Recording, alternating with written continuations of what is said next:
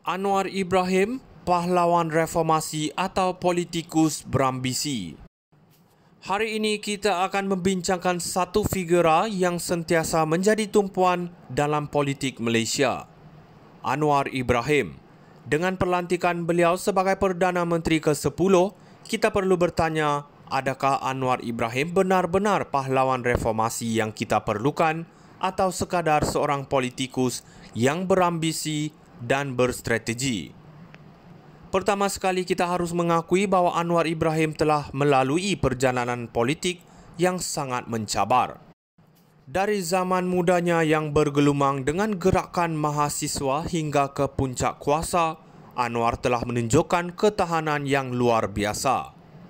Namun, kita tidak boleh menutup mata terhadap tuduhan yang membayangi kariernya. Beliau telah dituduh dengan pelbagai kesalahan termasuk sodomi dan korupsi. Meskipun mahkamah telah membebaskannya, bayang-bayang tuduhan tersebut tetap menghantui beliau. Tetapi mari kita tidak terlalu mudah menghakimi. Anwar adalah simbol harapan bagi ramai rakyat Malaysia yang ingin melihat perubahan dalam negara. Beliau telah memperjuangkan reformasi dan kebebasan demokratik, mengkritik kepimpinan lama yang korup. Dalam 25 tahun perjalanan, Anwar telah membuktikan bahawa dia masih berjuang untuk agenda ini. Namun persoalan yang perlu kita jawab adalah, adakah perjuangan ini tulus atau sekadar alat untuk mencapai cita-cita peribadi? Anwar terkenal dengan kemampuan komunikasi yang mengagumkan.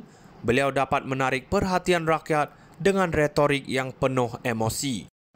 Tetapi pada masa yang sama, adakah kata-kata tersebut hanya satu lagi taktik untuk meraih simpati?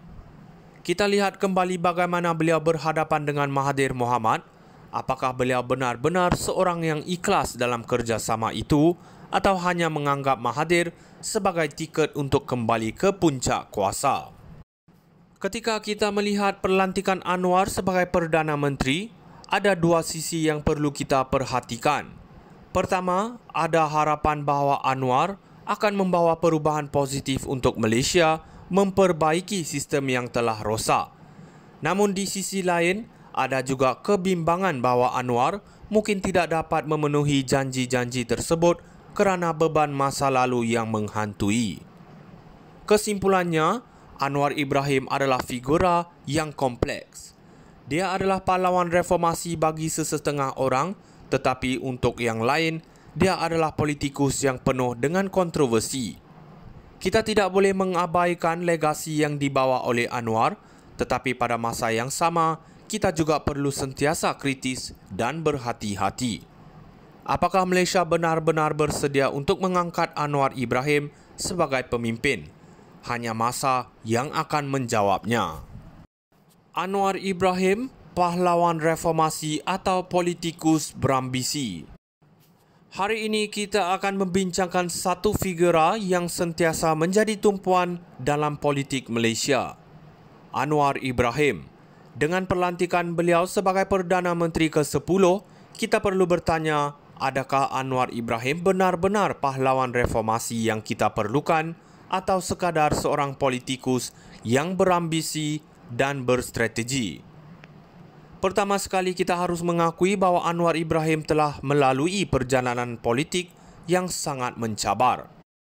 Dari zaman mudanya yang bergelumang dengan gerakan mahasiswa hingga ke puncak kuasa, Anwar telah menunjukkan ketahanan yang luar biasa. Namun, kita tidak boleh menutup mata terhadap tuduhan yang membayangi kariernya. Beliau telah dituduh dengan pelbagai kesalahan termasuk sodomi dan korupsi.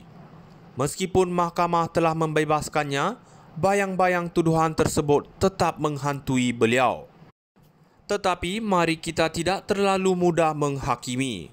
Anwar adalah simbol harapan bagi ramai rakyat Malaysia yang ingin melihat perubahan dalam negara.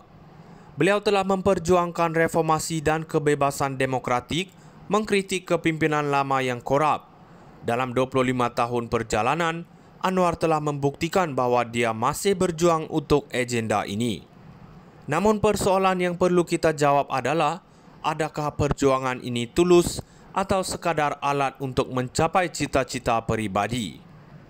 Anwar terkenal dengan kemampuan komunikasi yang mengagumkan. Beliau dapat menarik perhatian rakyat dengan retorik yang penuh emosi. Tetapi pada masa yang sama, adakah kata-kata tersebut hanya satu lagi taktik untuk meraih simpati? Kita lihat kembali bagaimana beliau berhadapan dengan Mahathir Mohamad. Apakah beliau benar-benar seorang yang ikhlas dalam kerjasama itu atau hanya menganggap Mahathir sebagai tiket untuk kembali ke puncak kuasa? Ketika kita melihat pelantikan Anwar sebagai Perdana